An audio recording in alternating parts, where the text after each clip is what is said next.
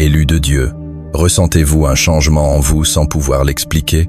Et si cette subtile transformation dans votre esprit n'était pas un hasard, mais une proclamation divine annonçant que votre apogée est arrivé? Élu, ce message ne vous a pas trouvé par accident. Il a été envoyé du ciel pour confirmer ce que votre âme murmure dans le silence. Vous ne faites pas qu'évoluer, vous entrez dans votre prime, votre moment de plénitude.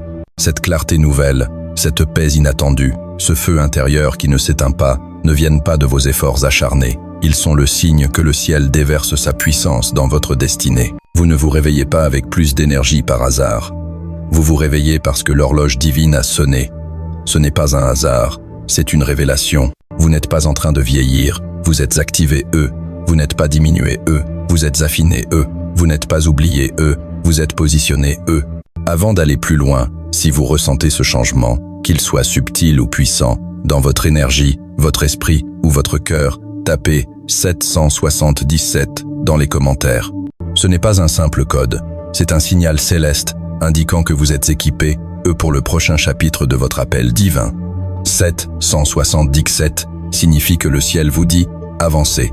À ceux qui soutiennent ce mouvement par leur générosité, je vous vois, et plus encore, le ciel vous voit. Votre soutien est sacré, vous ne faites pas qu'offrir, vous activez un courant prophétique. Merci du fond du cœur pour honorer ce que Dieu accomplit ici. Ne faites pas défiler, ne vous précipitez pas.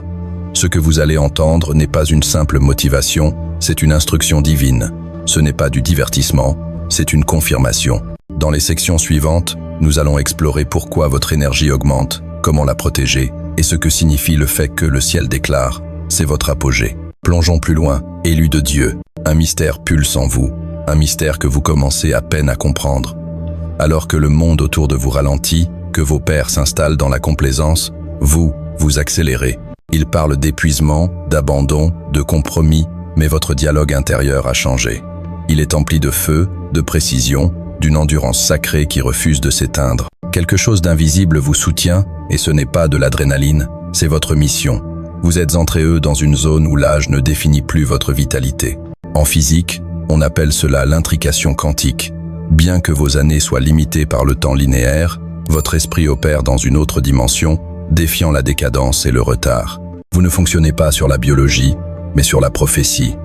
Votre esprit dépasse vos années parce que votre appel exige une activation hors du temps, et le ciel y répond. Les jeunes gens se fatiguent et se lassent, et les jeunes hommes chancellent, mais ceux qui se confient en l'Éternel renouvellent leurs forces.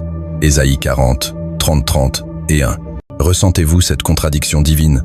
Pourquoi êtes-vous si éveillés, alors que d'autres sont épuisés? Pourquoi votre âme gagne-t-elle en clarté quand tant d'autres s'embrouillent? Pourquoi, vous qui sembliez oublier, vous élevez-vous maintenant avec une puissance sans précédent? La réponse: votre chronologie n'a jamais été naturelle, elle est surnaturelle. Vous n'étiez pas destiné, à atteindre votre sommet dans la vingtaine pour décliner à 40 ans. Vous avez été mis homme, à part pour un crescendo qui commence dans le silence, mûrit dans l'isolement, et éclate dans la plénitude du temps de Dieu. Comme Moïse, appelé à 80 ans, vous avez été caché, pour une préparation sainte. Dieu a préservé votre endurance pendant que d'autres gaspillaient la leur. Car la vision est encore pour un temps fixé, elle s'accomplira, elle ne mentira pas. Si elle tarde, attends-la, car elle viendra certainement. Habacuc 2, 3.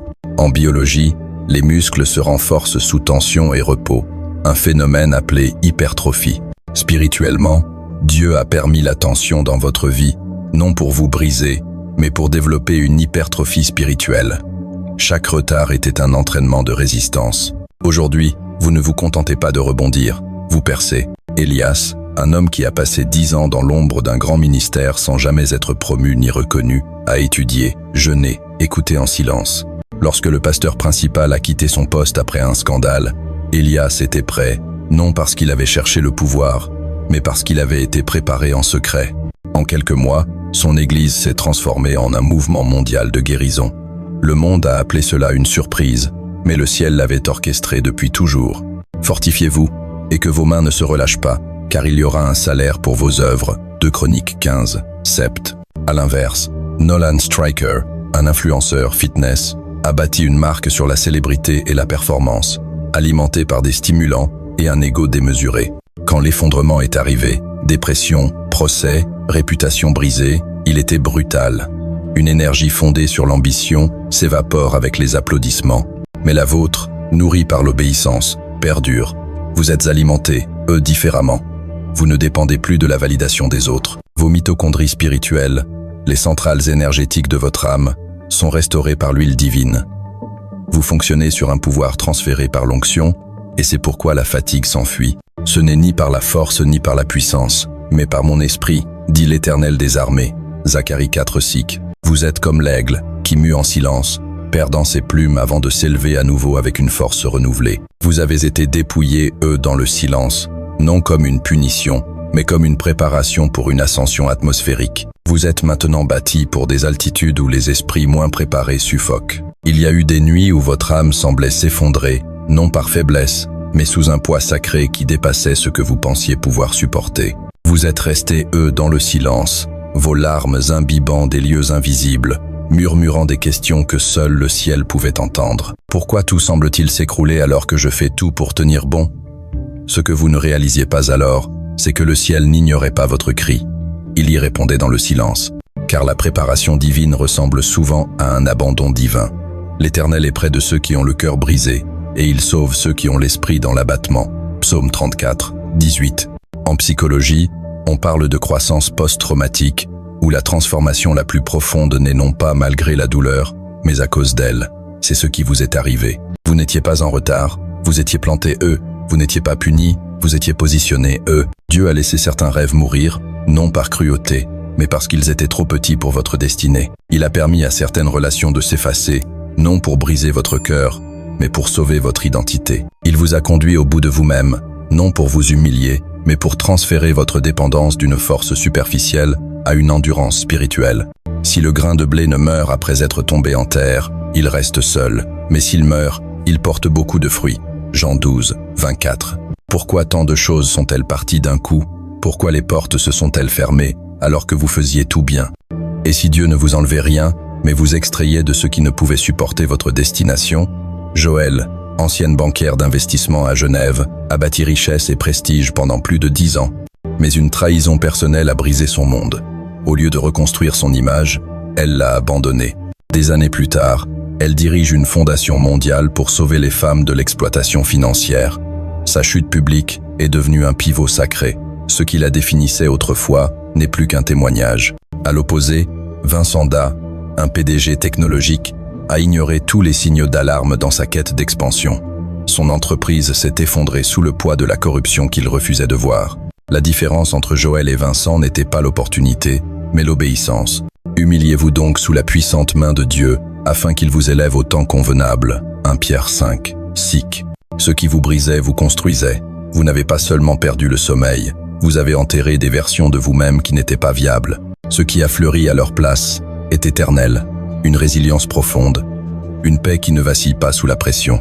Comme certaines graines qui nécessitent le feu pour s'ouvrir, les flammes que vous avez affrontées n'ont pas détruit votre onction, elles l'ont activée. Élie, épuisé, a prié pour mourir sous un arbre, mais après un repos divin, il a surpassé le char d'Achab, 1 Roi 19. Vous aussi, vous ne survivez pas seulement, vous accélérez. Ils commencent à le remarquer, Élu. Il y a quelque chose dans votre visage, moins de tension, plus de lumière, une lueur qu'aucun sérum ne peut produire. On attribue cela à votre routine, votre alimentation, un secret de beauté. Mais la vérité est ailleurs, ce n'est pas extérieur, c'est éternel. Ce qui vous arrive n'est pas un retour en arrière dans le temps, c'est une restauration de votre dessein. Le monde parle de rajeunir, mais le ciel sait que vous ne retournez pas vers la jeunesse. Vous plongez plus profondément dans la plénitude de ce que vous étiez destinés, à devenir. Il restaure mon âme, il me conduit dans les sentiers de la justice, à cause de son nom. Psaume 23, 3. Ils n'ont pas vu le processus, ils n'étaient pas là quand votre corps souffrait du poids émotionnel, quand vous priez dans l'obscurité sans être sûr, que Dieu vous entendait. Vous avez invité Dieu dans les cavernes de votre âme, là où vivaient les souvenirs, les trahisons, le chagrin. La plupart gardent ces portes scellées. Vous les avez ouvertes, et ce qui a suivi n'était pas cosmétique, mais chirurgical dans l'esprit, une reconstruction divine. Et si la douceur dans votre regard était le fruit d'avoir lâché tout jugement, et si votre démarche assurée n'était pas seulement de la confiance, mais une consécration, ceux qui regardent à lui sont rayonnants, leurs visages ne rougissent jamais de honte. Psaume 34, 5. Ezra, un infirmier de traumatologie du Cap, a passé des années à tenir la main des mourants sans jamais pleurer, mais sans guérir non plus. Après un effondrement nerveux, il s'est retiré pour laisser Dieu entrer. Pendant 9 mois dans les montagnes, sans téléphone ni bruit, il a journalisé, adoré, exploré son intériorité. À son retour, les gens ne le reconnaissaient pas, non pas à cause de son apparence, mais à cause de sa présence. À l'inverse, Carmen Lair, une animatrice télévisée européenne, s'est effondrée en direct sous le poids de son addiction à l'approbation. Sa beauté sans faille cachait une âme fracturée. Il donne la beauté pour les cendres, l'huile de la joie pour le deuil, un vêtement de louange pour un esprit abattu. Ésaïe 60 et 1, 3. Votre restauration n'est pas un rebranding, c'est une résurrection. Vous ne retournez pas en arrière, vous libérez des chronologies qui ne vous appartiennent plus. Votre jeunesse est renouvelée comme celle de l'aigle. Psaume 103, 5. Pourquoi respirez-vous plus profondément? Pourquoi votre rire vient-il plus facilement? Ce n'est pas un hasard, c'est la récompense du ciel pour toutes ces nuits où vous avez obéi sans comprendre. Vous n'êtes pas en compétition, vous créez. Vous ne vous accrochez pas à la jeunesse, vous portez un héritage. Ils pensaient que votre temps était passé, que votre silence signifiait la fin. Ils vous ont vu vous fondre dans l'ombre et ont supposé que c'était fini. Votre absence d'urgence les a déconcertés. Ils ont murmuré que vous gaspilliez votre potentiel. Mais ils n'ont pas compris. Dieu ne vous a jamais laissé atteindre votre apogée trop tôt, car il ne cherchait pas des applaudissements temporaires. Il préservait votre prime pour un dessein divin. Ce qu'ils appelaient retard était une suspension divine. Ce qu'ils prenaient pour du silence était une calibration sacrée. Vous n'étiez pas en retard, vous preniez racine. Vous n'étiez pas ignorés, eux, vous étiez couverts, eux, par l'esprit. Le monde fonctionne en décennies, le ciel en séquence divine. Votre vie n'a jamais suivi le rythme du monde, elle est alignée sur l'architecture de l'éternité. Il y a un temps pour tout, un temps pour chaque chose sous les cieux. Ecclésiaste 3, 1. Pourquoi vos dons semblaient-ils endormis pendant que d'autres étaient célébrés? Pourquoi vos portes restaient-elles fermées? Vous n'étiez pas ignorés, eux, vous étiez instruits, eux. Dieu étirait votre patience pour qu'elle corresponde à votre plateforme, approfondissait votre discernement pour éviter les distractions, sécurisait vos motivations pour que votre héritage ne soit pas bâti sur l'ego. Maya, une éducatrice discrète de Dar et Salaam, a passé ses 20 ans dans des écoles sous-financées, sans reconnaissance. Elle priait sur chaque bureau d'élèves, jeûnait pendant les vacances. Lors d'une crise civile, elle a organisé un enseignement clandestin pour les familles déplacées. Des années plus tard, une ONG a découvert son travail, et son modèle est devenu la base d'une réforme éducative nationale. Elle n'est pas arrivée en retard, elle est arrivée formée. À l'inverse, Quentin Varley, un prodige de la Silicon Valley, s'est effondré sous le poids d'une gloire prématurée, sans fondation spirituelle. Ne vous lassez pas de faire le bien, car au temps marqué, nous moissonnerons si nous ne nous relâchons pas. Galates 6, 9. Élus, vous avez été cachés, eux, pour être protégés, eux, non punis. Maintenant, le sol qui vous a enseveli commence à trembler, non pour vous étouffer, mais pour vous révéler. Vous vous élevez, non par stratégie, mais par devenir. Votre force ne vient pas d'un entraînement plus dur, mais d'une sagesse accrue dans la manière de vous entraîner, de vous reposer, de protéger votre énergie. Ce n'est plus la saison de l'effort effréné, c'est celle de l'alignement impitoyable. Votre pouvoir réside dans les limites que vous posez, dans votre capacité à discerner l'urgent de l'important, le piège émotionnel de la bataille spirituelle. Votre force ne fuit plus dans des disputes inutiles ou des distractions. Elle est contenue, concentrée, consacrée. La sagesse vaut mieux que la force. Ecclésiaste 9, 16. Cette sagesse n'est pas venue des livres, mais des trahisons qui vous ont forcé, eux, à écouter votre discernement. Des épuisements qui vous ont appris que le repos n'est pas de la paresse, mais une fidélité à la longévité. Vous avez appris que vider votre coupe n'est pas noble, c'est un signal d'alarme. Pourquoi votre énergie dure-t-elle plus longtemps maintenant? Parce que vous ne cherchez plus les applaudissements pour vous sentir affirmé. Vous pouvez quitter ceux qui vous comprennent mal et rester en paix. Vous ne réagissez plus à tout ce qui vous provoque, car vous êtes passé, eux, de la réactivité à la révélation. Léona, une ancienne activiste de Détroit, s'est effondrée après avoir dit oui à tout. Dans cet effondrement, Dieu l'a reconstruite. Elle est revenue, non comme une voie de résistance, mais comme un vaisseau de sagesse, enseignant aux activistes comment protéger leur paix. À l'inverse, Darren Mans, un coach de médias sociaux, s'est effondré sous le poids de son absence de limite. La sagesse est suprême. À qui est donc la sagesse? Et à tout prix, à qui est l'intelligence? Proverbe 4, Sept. Vous ne courez plus pour être vu, vous bougez pour être efficace. Vous ne craignez plus d'être incompris, mais d'être désaligné. Vous ne chassez plus les portes ouvertes, vous discernez celles que Dieu veut que vous franchissiez. Quelque chose de plus fort que la logique pulse en vous. Une tension divine, une étincelle sacrée. Vous vous réveillez avec une vision plus claire, un souffle plus stable, un discernement affûté. Ce n'est pas de l'adrénaline, c'est de l'alignement. Vous n'êtes pas simplement en meilleure santé, vous entrez dans une fréquence de préparation initiée par le ciel. Pourquoi vous sentez-vous plus vivant, après une saison de sécheresse? Parce que Dieu vous énergise avant de vous exposer. Le ciel ne libère jamais de pouvoir sans raison. Cette force que vous ressentez n'est pas une récompense pour le passé, c'est une alerte pour l'avenir.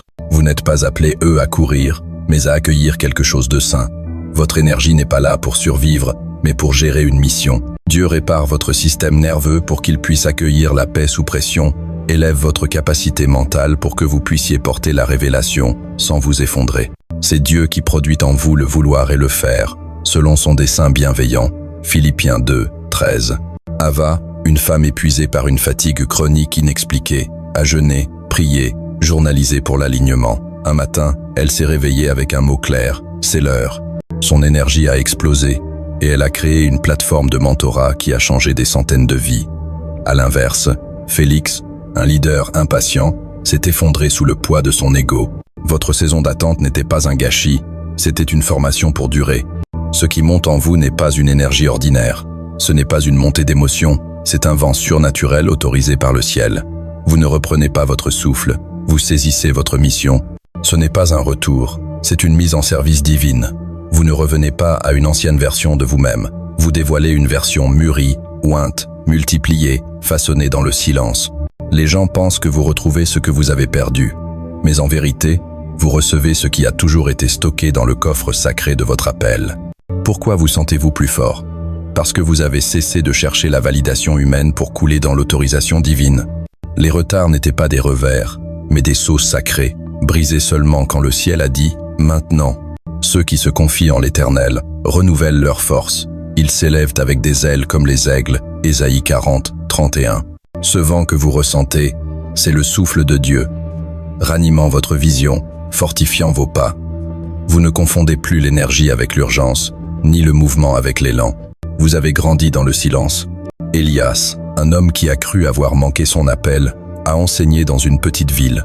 L'un de ses élèves timides a créé un mouvement mondial de paix, créditant les paroles d'Élia comme l'étincelle.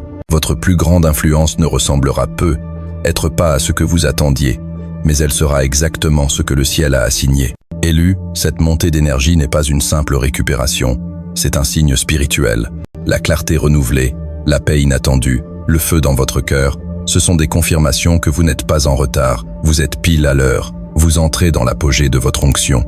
Tout ce que vous avez enduré, retard, refus, sécheresse, a construit la capacité pour ce moment précis. Ce qui vous vidait n'a plus accès à vous.